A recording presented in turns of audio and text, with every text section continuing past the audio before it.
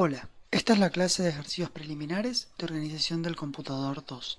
En esta clase vamos a ver una serie de ejercicios de repaso de materias previas. El primer ejercicio consta de describir las palabras compilador, ensamblador y linker. El compilador es una herramienta de código que transforma el lenguaje de alto nivel a lenguaje ensamblador, a código ensamblador. Recuerden que el código ensamblador es el código de máquina, el código que sabe interpretar el procesador. Ahora, el código ensamblador está escrito en un lenguaje que el humano puede entender, está escrito en términos de caracteres.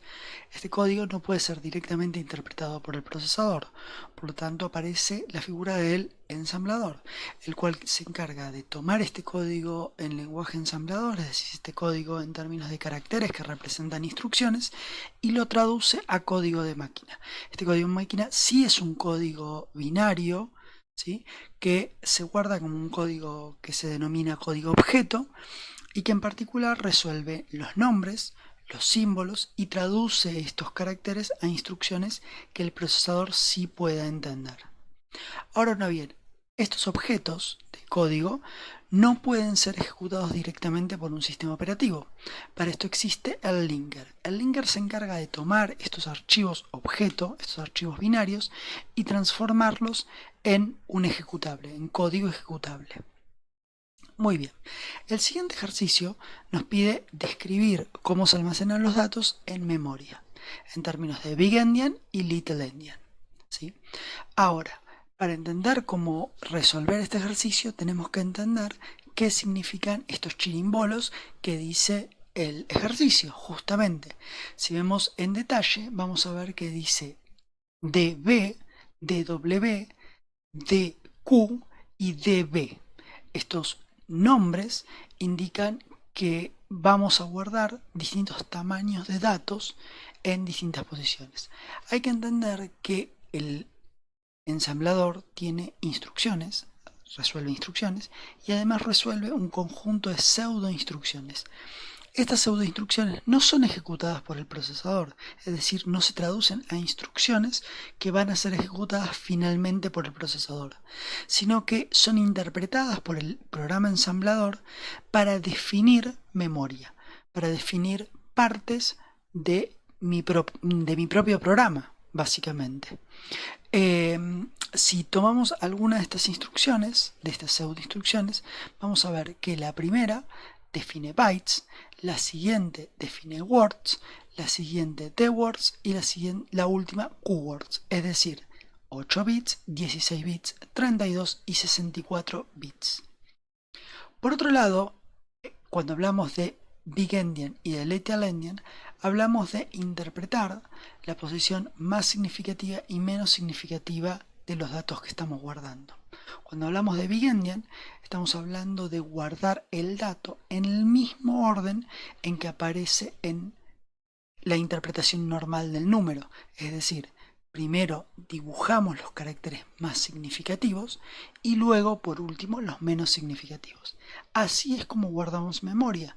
Las posiciones menos significativas van a tener los datos más significativos de mi número, los bits más significativos de mi número, y las posiciones más significativas, es decir, las posiciones de memoria de números más grandes, ¿sí?, de direcciones más grandes, van a tener la parte menos significativa de mi número. Little Endian es exactamente lo contrario. Ahora, más adelante, cuando guardemos en memoria los datos que vemos más arriba, vamos a ver cómo funciona esto de Big Endian y Little Endian. Muy bien, ahora vamos a ver cómo almacenar estos datos en memoria.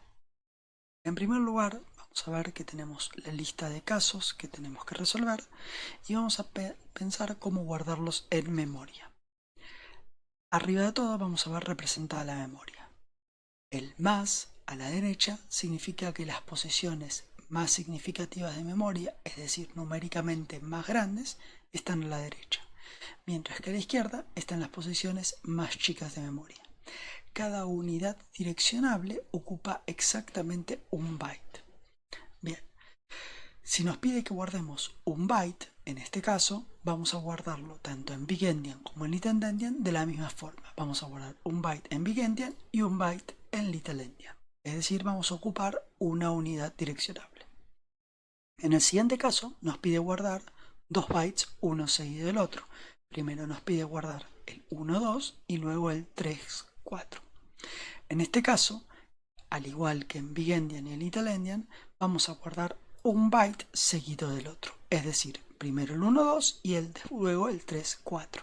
No tenemos que reordenar nada ni hacer nada extraño, ya que estamos guardando bytes en las unidades direccionables que tenemos.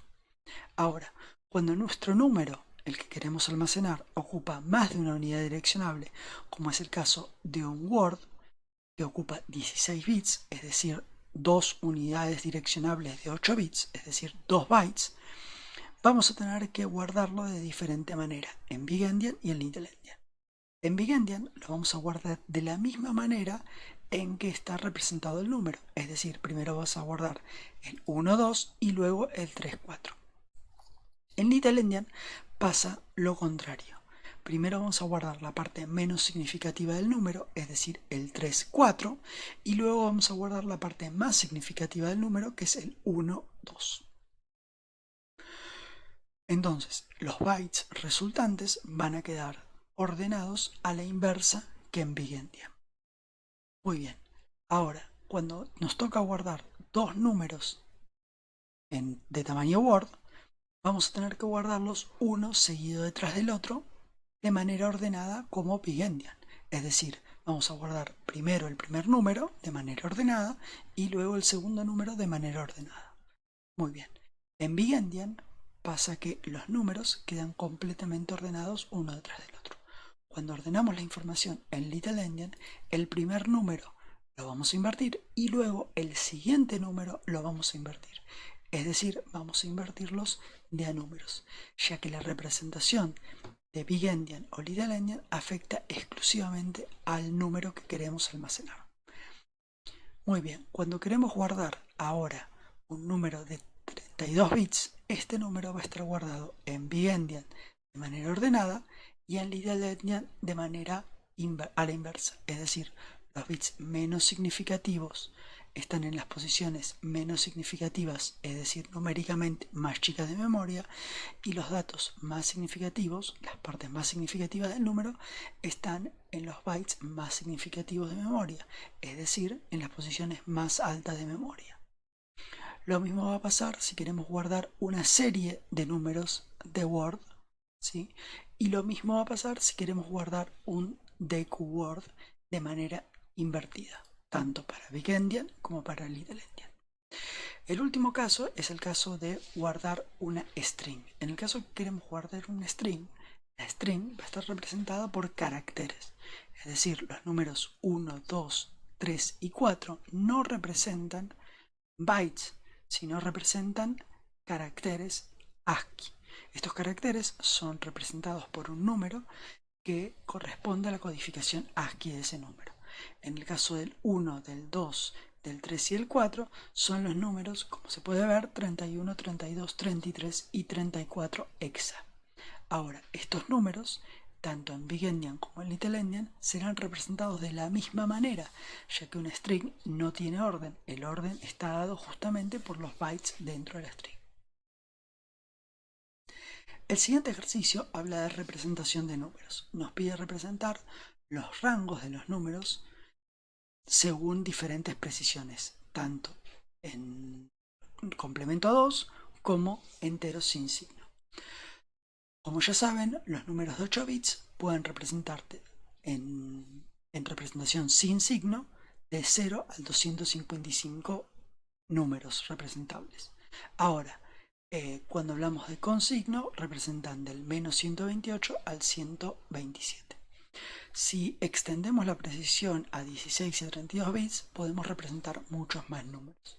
Bien, la fórmula genérica para representar cuáles son los números que podemos representar según si estamos hablando con signo, sin signo, dependiendo de la cantidad de bits que tengamos para representar de precisión, son las siguientes. Ahora bien, La parte importante en este ejercicio es entender que parte de lo que tengamos que hacer como programadores en Assembler es entender si la operación que queremos hacer cabe en el lugar que vamos a operar. Vamos a hacer un ejemplo de esto. Si queremos almacenar, por ejemplo, un promedio de números que inicialmente estaban representados en 8 bits, tendríamos que sumar todos estos números para luego dividirlos por la cantidad de ellos. Ahora, si sumamos todos estos números, probablemente el número resultante no entre en 8 bits, es decir, previo a sumar estos números deberíamos extenderlos, tanto con signo o sin signo, dependiendo del tipo de número con el que estemos hablando. El siguiente ejercicio me pide expresar los números menos 123 y 123 en notación complemento 2 con precisión de 8 bits. Y luego me pide realizar la suma de estos números. Muy bien. La siguiente operación que me pide es tomar los números 133 y 123 en notación binaria de 8 bits, en notación sin signo, y realizar la suma entre ellos. Muy bien, vamos a hacer estas operaciones. Las operaciones resultantes, como se puede ver, son exactamente iguales. La razón de esto es porque el menos 123 es el complemento aditivo en complemento a 2 del número 123, mientras que el 133 es un número particular en notación sin signo. Ahora, estos números, si bien su representación es la misma, la interpretación que le damos a estos dos números es diferente. Ahora, en un caso, la operación está dando 123 más 133, es decir, el resultado da un número que excede la representación en notación sin signo, mientras que el 123 menos 123, o sea, la suma de esos dos números, da 0, es decir, es un número que representado en notación complemento 2 entra dentro de la notación complemento 2, es decir, es un número válido para la representación. Ahora bien, en la siguiente parte del ejercicio nos pide sacar conclusiones de estas operaciones. Las conclusiones que sacamos es que la razón por la cual no existen dos sumas o dos restas para números con signo o sin signo es porque la manera de interpretarlos en notación complemento 2 es exactamente la misma. La operación es exactamente la misma. La diferencia está dada porque el programador debe saber con qué tipos de números está operando y prestar atención a los flags, a las banderas correctas a la hora de interpretar los resultados de la operación. Ahora bien, ¿qué es esto de los flags? El siguiente ejercicio habla de ellos. El siguiente ejercicio nos pide explicar cuáles son las interpretaciones de distintos casos de flags. Los flags, recuerden que son bits que se prenden en función de los resultados de las operaciones aritméticas. Muy bien, los flags son muy importantes ya que dependen de la operación y la interpretación depende del programador. Es decir, los flags se van a prender o apagar dependiendo de la operación que hagamos y la interpretación de estos flags es parte de lo que tiene que tener en cuenta el programador. Ahora bien, vamos a repasar uno por uno. El primer flag es el flag de carry. Este flag es el flag más significativo de la suma.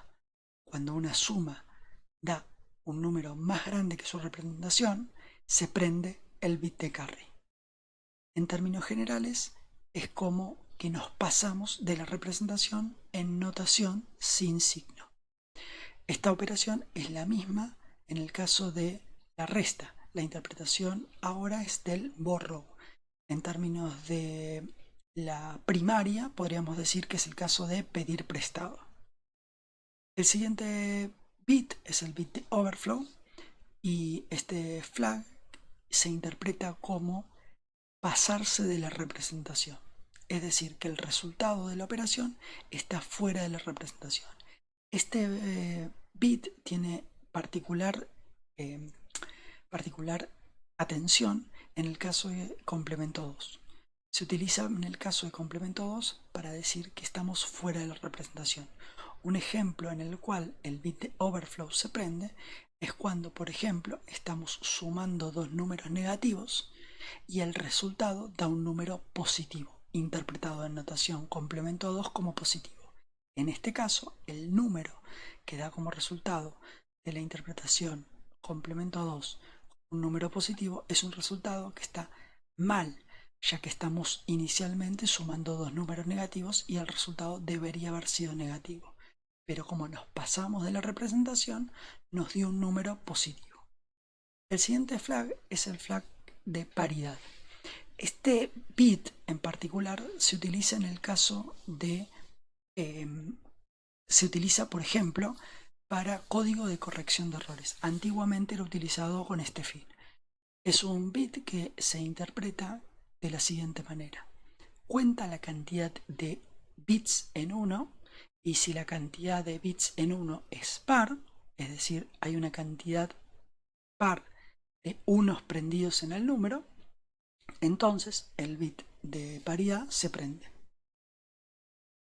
El siguiente es el bit de signo. Este bit se interpreta como el bit más significativo del número y es el que interpreta el signo en notación complemento 2. Cuando este bit es 1, es decir, cuando este bit está prendido, el número se interpreta como un número negativo en notación complemento 2. Mientras que si el bit es 0, se interpreta como un número positivo en notación complemento 2. El último bit es el bit de 0.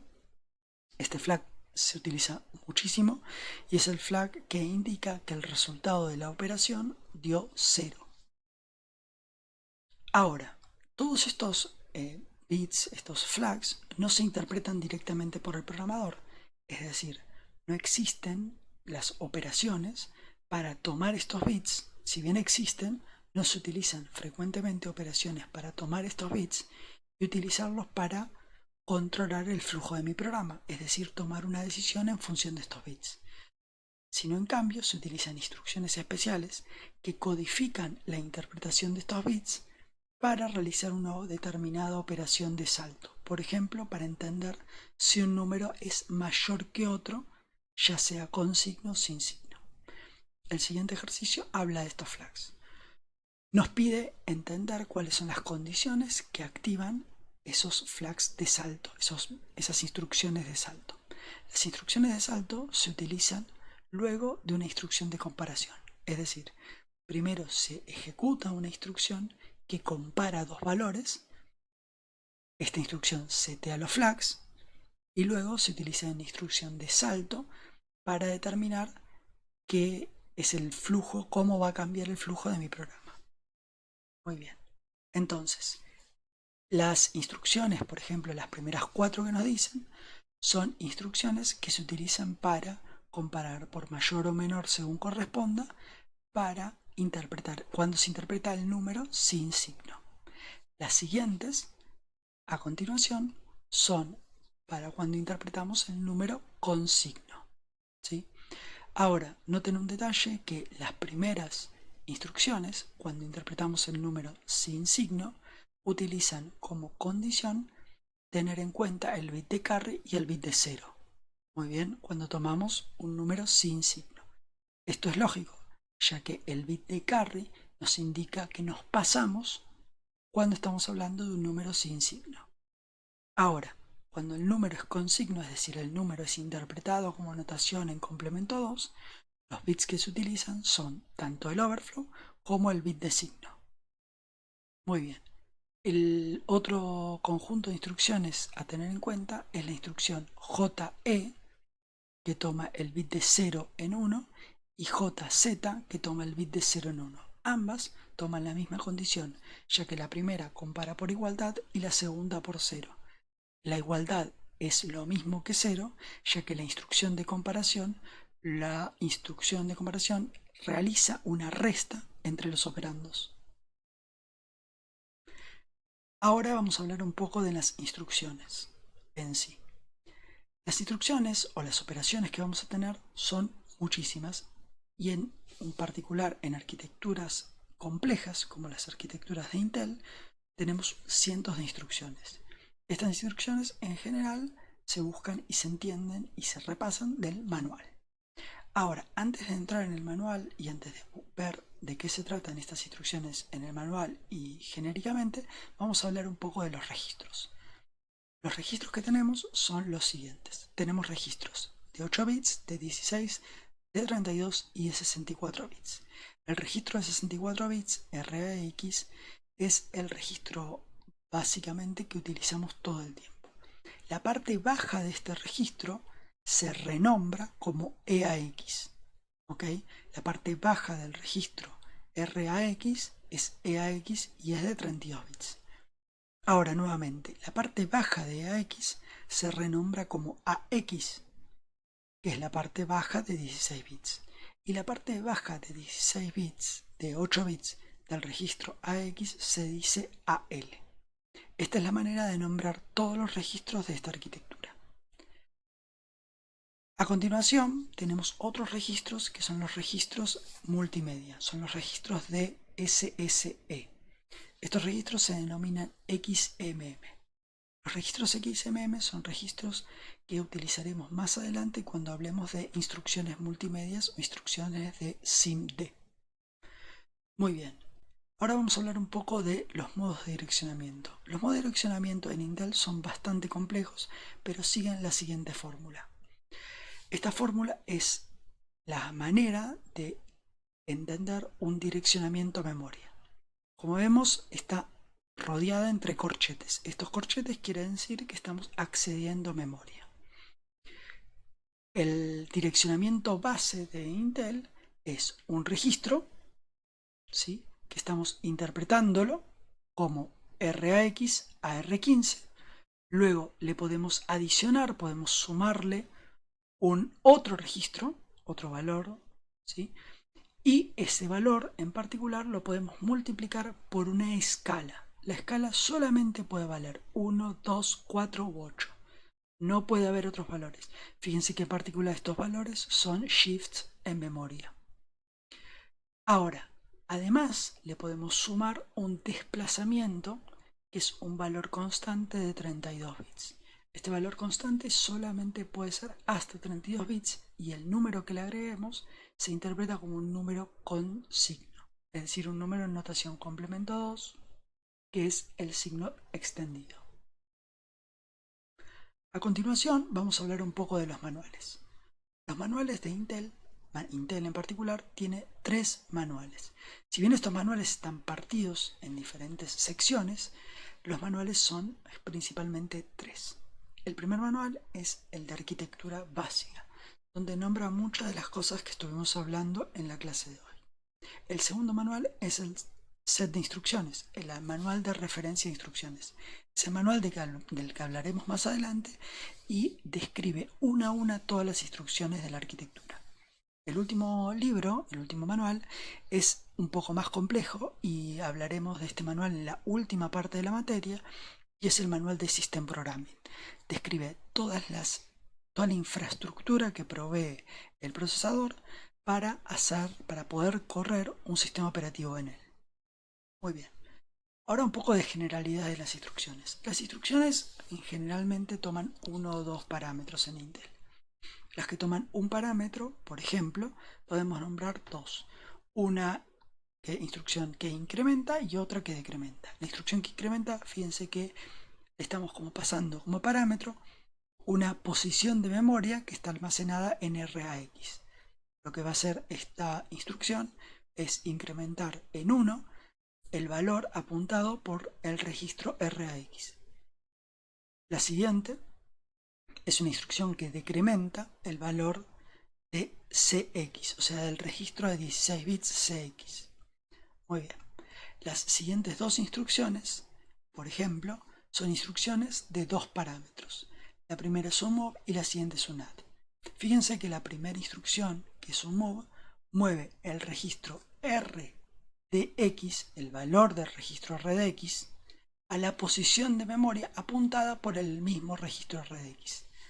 2 cosas a tener en cuenta. Uno es que el valor de R de X es almacenado en R de X. Es decir, este valor, el valor que tomamos como segundo parámetro, es el valor fuente. mientras que el primer parámetro es el valor destino. Bien, ese es el primer punto a entender. El segundo punto es que de ambos lados de la instrucción puede haber el mismo valor. Ahora, en la siguiente instrucción, la instrucción de add, estamos adicionando la constante 10 al registro RAX. ¿Sí? El valor fuente es el 10 como inmediato, mientras que el valor destino es el registro EAX. Ahora vamos a hablar un poco de cómo leer el manual. Bien, el manual no es una herramienta simple de leer, pero nos ayudaría bastante saber cómo leerlo. Muy bien, hay que recordar algo muy importante, que uno solo de los parámetros puede ser una referencia de memoria. Es decir, no puede haber ninguna instrucción que tanto el operando fuente como el operando destino sea una referencia de memoria. Es decir, memoria de memoria no se puede. No puede haber dos corchetes de ambos lados en los operandos. Bueno, ahora pasamos a un ejemplo del manual. El manual tiene un montón de instrucciones, entre una de ellas tiene la instrucción add. Bien, como ejemplo, la instrucción add, cuando empecemos a leer el manual, nos vamos a encontrar con esta tablita. Esta tablita nos indica cómo codificar todas las posibles instrucciones add que tiene el manual, que tiene el procesador. Bien, en el lado de opcode vamos a ver el opcode correspondiente a todas las maneras de codificar esta instrucción. De este lado vamos a ver la instrucción, muy bien, y por último vamos a ver una descripción de las instrucciones. Vamos a tomar la primera de las instrucciones. La primera de las instrucciones dice add AL y toma un inmediato de 8 bits. Muy bien, esto que dice IMM se reemplaza por un valor inmediato de 8 bits. Si seguimos más adelante vamos a encontrar instrucciones que dicen R/M16 o RM32 o RM64. R quiere decir registro, mientras que M64 o M32 o M16 quieren decir memoria de 16, de 32 o de 64 respectivamente. Mientras que IMM quiere decir inmediato de 32 bits. Esta instrucción es una instrucción que codifica un add de un registro o de una posición de memoria con un inmediato de 32 bits. Si vemos más adelante nos vamos a encontrar con las instrucciones que son de registro a registro o de memoria a registro, y más abajo las que van de registro a registro o de registro a memoria. Con esto codificamos todas las instrucciones add. Noten el detalle que cuando estamos operando con 64 bits, el inmediato máximo que podemos pasar es de 32 bits. Y en la descripción de la instrucción se aclara que este inmediato de 32 bits se toma como signo extendido. Más adelante, en el manual, luego de esta tabla, muestra una descripción de la instrucción, detallando el operando, detallando cómo funciona con respecto a los inmediatos, detallando algunas cuestiones que tienen que ver con los flags y en otro tipo de cosas que tienen que ver con la instrucción. Si seguimos más adelante, vamos a ver que en algún lugar tenemos la operación que hace. Esta operación, en general, es un pseudocódigo, ¿sí?, que en el caso del más es muy sencillo, en el caso de la operación add es muy sencillo, que toma el source, el destiny, lo suma y guarda esa suma en el destino. Para otras operaciones, esta descripción de la operación es mucho más compleja. Además, nos cuenta un poco de los flags que se afectan, cuestiones de protección que vamos a ver bastante más adelante. Muchas gracias, eso es todo.